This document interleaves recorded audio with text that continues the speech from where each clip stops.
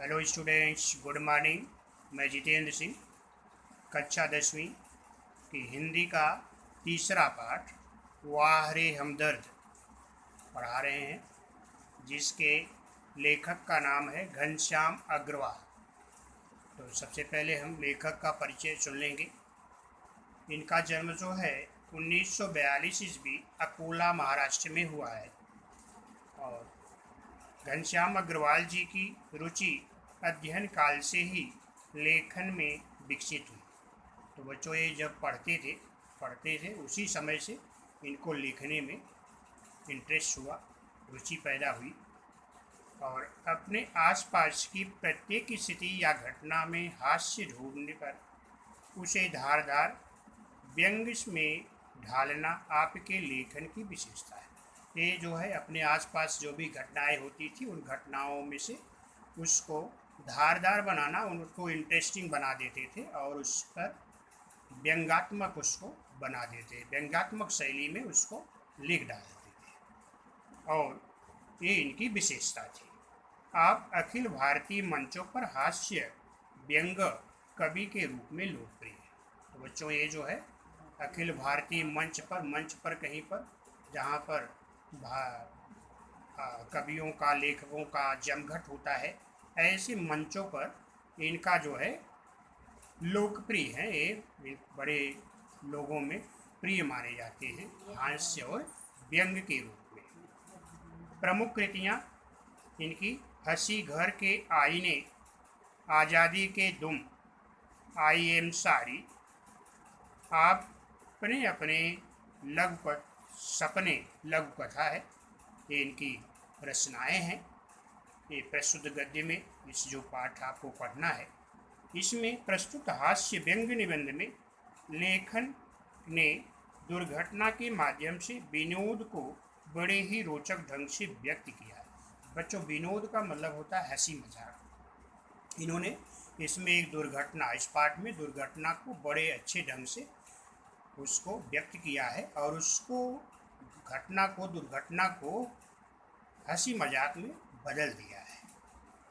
हमदर्दी भी कभी कभी किस तरह पीड़ादायी बन जाती है, यह बहुत ही सुंदर तरीके से दर्शाया। इस पाठ में इन्होंने बड़े अच्छे ढंग से बताया है कि कभी कभी हमदर्दी, किसी की सहानुभूति, उसको हमदर्दी बोलते हैं। तो कभी कभी बच्चों सहानुभूति भी किसी की कष्टदायी हो जाती है। पीड़ादायी माने कष्टदायी हो जाती है। इस पाठ में लेखक महोदय जो है बड़े अच्छे ढंग से बताने का प्रयास किया है। अभी पाठ पर चलते हैं, आप टेक्स्ट बुक में देखिए। उस दिन जब मैं पूंजीवादी और समाजवादी अर्थव्यवस्था का भाषण सुनकर आ रहा था तो सामने से एक कार आ रही थी।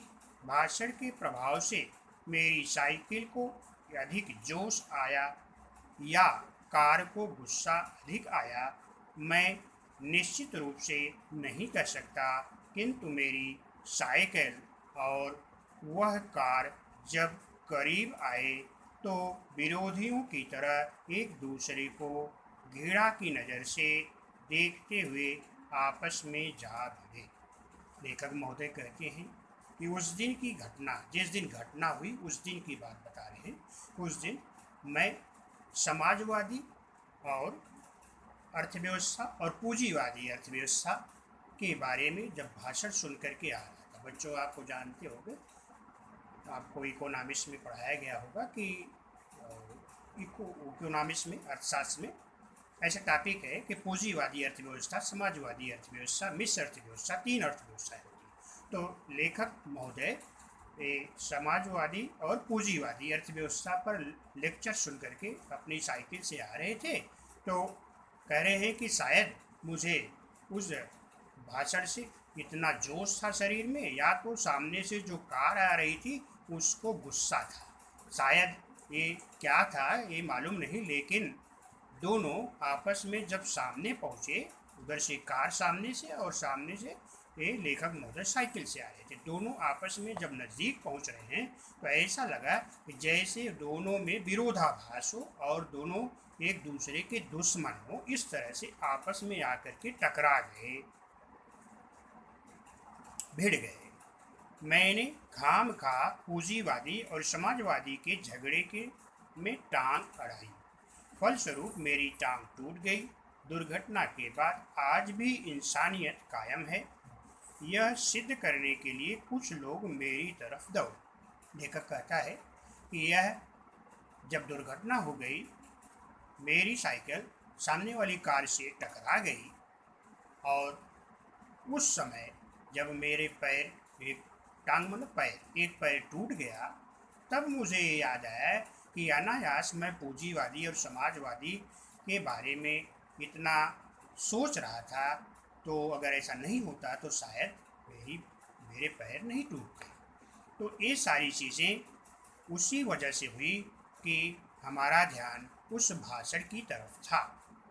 तो लेकिन जब दुर्घटना हुई तो लोग दौड़े, जो आसपास के लोग थे दौड़े, तो लेखक को लगा कि आज भी लोगों में इंसानियत माने मानवीय गुण, इंसान के गुण आज भी देखने को लोगों के अंदर है, और वो लोग हमारी तरफ दौड़े।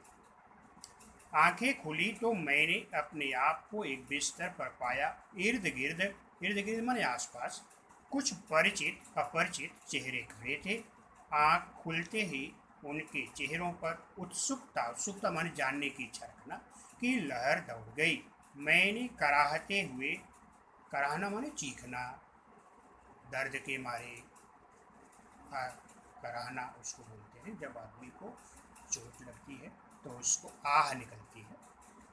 मैं कहाँ लेखक कहता है कि मैं, अब उसके बाद मुझे मालूम नहीं, लेकिन जब मेरी आंखें खुली तो मैंने देखा कि मैं एक बिस्तर पर पड़ा हूँ और मेरे आसपास कुछ लोग खड़े हैं। इर्द गिर्द हमारे आसपास कुछ लोग खड़े हैं, उसमें से कुछ परिचित हैं जो जाने पहचाने हैं, और कुछ अपरिचित लोग भी हैं जिनको कि हम नहीं जानते हैं। लेकिन ये लोग की तरफ हमारी निगाहें पड़ती हैं और मैं उत्सुकतापूर्वक जानने की इच्छा रखते हुए उनसे पूछ बैठा कि मैं कहाँ हूँ। तो एक ने कहा कि आप सार्वजनिक अस्पताल के प्राइवेट वार्ड में हैं, आपका एक्सीडेंट हो गया था, सिर्फ पैर का फ्रैक्चर हुआ है, अब घबराने की कोई बात नहीं। एक चेहरा इतनी तेजी से जवाब देता है, लगता है मेरे होश आने तक वह इसलिए रुका था। अब लेखक कहते हैं कि जब मैंने पूछा कि मैं कहाँ हूँ, तो जो भीड़ में लोग इकट्ठा थे उसके आसपास, उसमें से एक व्यक्ति ने कहा कि आप इस समय सरकारी अस्पताल के प्राइवेट वार्ड में हो और आपका एक्सीडेंट हो गया, आपका एक पैर टूट गया है और अब घबराने की कोई बात नहीं, अब आप अस्पताल में आ गए हो। ये सारी बातें वो जल्दी जल्दी कहता है, और इतनी जल्दी जल्दी कहता है कि जैसे लगता है कि वह इसीलिए रुका हुआ है। तो अब मैं अपनी टांगों की ओर देखता तो मेरी एक टांग अपनी जगह पर सही सलामत थी और दूसरी टांग रेत की थैली के सहारे एक स्टैंड पर लटक रही थी। मेरे दिमाग में एक नए मुहावरे का जन्म हुआ, टांग का टूटना यानी सार्वजनिक अस्पताल में कुछ दिन रहना। अभी लेखक महोदय ने जब ये सुना कि उनका एक्सीडेंट हो गया तो अपनी पैर की तरफ देखते हैं, तो उन्होंने देखा कि उनका एक पैर सही सलामत है, ठीक ठाक है, और दूसरा टूट गया है, जो कि रेत के सहारे उसको डॉक्टर जो है स्टैंड पे लटका के रखे हैं। तो लेखक को ये देखते ही उनको एक मुहावरा याद हो गया कि टांग का टूटना यानी सार्वजनिक अस्पताल में रहना। सार्वजनिक अस्पताल, सरकारी अस्पताल में रहना, टांग का टूटना एक बराबर है, ऐसा उन्होंने कहा। उनको एक मन में मुहावरा ने जन्म ले लिया, उनके अंदर एक सोच आ गई। टांग का टूटना यानी सार्वजनिक अस्पताल में कुछ दिन रहना। सार्वजनिक अस्पताल का ख्याल आते ही मैं काँप उठा माने काँपने लगा, डर गया। और अस्पताल वैसे ही एक खतरनाक शब्द होता है, फिर यदि उसके साथ सार्वजनिक शब्द चिपका हो तो समझो आत्मा से परमात्मा के मिलन होने का समय आ गया है। अब मुझे यूं लगा कि मेरी टांग टूटना मात्र एक घटना है और सार्वजनिक अस्पताल में भर्ती होना दुर्घटना। लेखक महोदय कहते हैं कि जब उनको समझ में आ गया कि मैं अस्पताल में हूँ, मेरा पैर टूट गया है एक, तो वो कहते हैं कि टांग का टूटना ये कोई दुर्घटना नहीं है, बल्कि अस्पताल में आना ही एक दुर्घटना है। क्योंकि वो कहते हैं कि टांग के टूटने में उतना खतरा नहीं है, लेकिन सरकारी अस्पताल में आना, सार्वजनिक अस्पताल में आना, ये तो एक दुर्घटना की बात है, न होकर के एक बड़ी दुर्घटना हो सकती है क्योंकि लेखक इस बात को आगे स्पष्ट करते हैं। टांग से ज़्यादा फिक्र मुझे उन लोगों की हुई जो हमदर्दी जताने मुझसे मिलने आएंगे। वे मिलने जुलने वाले कई बार इतने अधिक आते हैं और कभी कभी इतना परेशान करते हैं कि मरीज का आराम हराम हो जाता है। लेखक कहता है कि पैर टूट गया, इसको मुझे ज़्यादा परवाह नहीं, लेकिन अब हो गया कि मैं सरकारी अस्पताल में हूँ तो लोग मुझसे मिलने जुलने आएंगे, हमदर्दी दिखाने आएंगे और कभी कभी तो इतने अधिक लोग आते हैं कि आराम करना भी हराम हो जाता है। हराम माने तकलीफ, आराम भी नहीं मिल पाता अस्पताल में।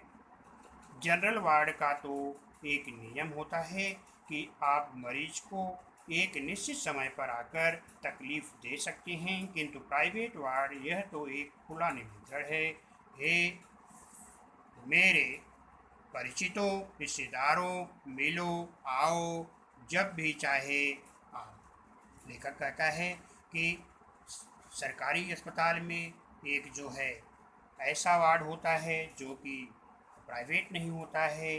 कह रहे हैं कि ऐसे वार्ड में अगर हम हैं, जिसको कि हम कहते हैं कि ऐसे वार्ड में मिलना जुलना एक समय रहता है कि अगर ऐसे समय में जनरल वार्ड उसको बोलते हैं, जनरल वार्ड में अगर एडमिट होता तो लोग एक निश्चित समय पे मिलने आते, लेकिन ये जो प्राइवेट वार्ड में हम भर्ती हो गए ये सबसे खतरनाक है, क्योंकि जब भी मन करेंगे लोग आएंगे, जितना समय मन में आएगा रहेंगे, क्योंकि बच्चों जनरल वार्ड का एक निश्चित समय होता है और वो समय सीमा होती है मिलने के लिए।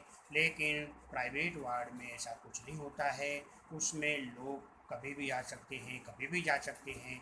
लेखक को इस बात से ज़्यादा तकलीफ़ हुई कि पैर टूटने से उतना तकलीफ़ नहीं है, लेकिन लोगों के आने जाने से अब उनको परेशानी होगी। परिचित लोग आएंगे और रिश्तेदार लोग आएंगे, मित्र लोग आएंगे और जितना मन चाहेगा उतना समय तक रहेंगे। आओ, जब भी चाहे आओ, चाहे जितनी देर रुको, समय का कोई बंधन नहीं, यहाँ पर कोई बंधन कारक नहीं है। अपने सारे बदले लेने का यही वक्त है, बदले का बदला और हमदर्दी की हमदर्दी। लेखक कहता है जो लोग आएंगे बदले के लिए आएंगे या तो हमदर्दी दिखाने के लिए आएंगे, तो उनमें उनका दोनों मकसद हो जाएगा, बदला भी हो जाएगा और उनका मकसद भी पूरा हो जाएगा और हमदर्दी भी हो जाएगी।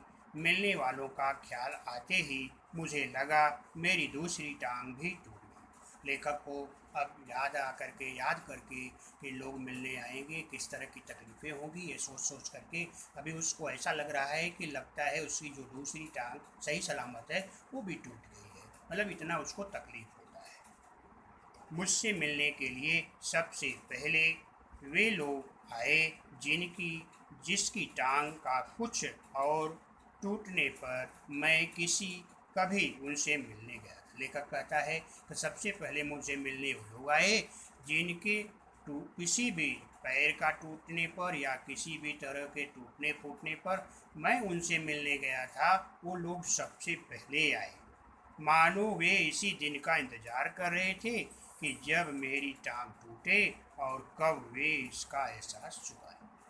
ऐसा लेखक कहता है, ऐसा लग रहा था कि लोग इंतज़ार कर में बैठे थे कि कब इनकी टांग टूटेगी और कब मैं अपना बदला चुकाऊंगा, क्योंकि मुझे बीमारी में मुझे देखने आया था, अब ये भी ऐसा इसका दिन आ गया तो इसके अब वापस करने का समय आ गया है। ऐसा लेखक कहता है, शायद वो लोग इंतज़ार में ये इंतज़ार कर रहे थे काफ़ी दिनों से कि अब इनकी पैर टूट गया, अब मैं इनसे मिलने आ सकूँ। इसकी हमदर्दी में यह बात खास छिपी रहती है कि देख बेटा, वक्त सब पर आता है। लेखक कहता है ऐसा उन लोगों के आने से ऐसा हमको एहसास लग रहा है वो लोग हमदर्दी दिखाने नहीं आए हैं, बल्कि ऐसा लग रहा है कि बेटा देख, वक्त समय किसका भी साथ नहीं देता है। वक्त सब पर ऐसा दिन लाता है, तेरा भी वक्त खराब आ गया, ऐसा लेखक को सोच रहा है जब वे लोग आ रहे हैं। ऐसा उसको लगा कि अब ऐसे दिन मेरे आने वाले हैं। तो आज बच्चों बस यहीं तक, फिर इसके आगे अगले लेक्चर में आपको पढ़ाएंगे।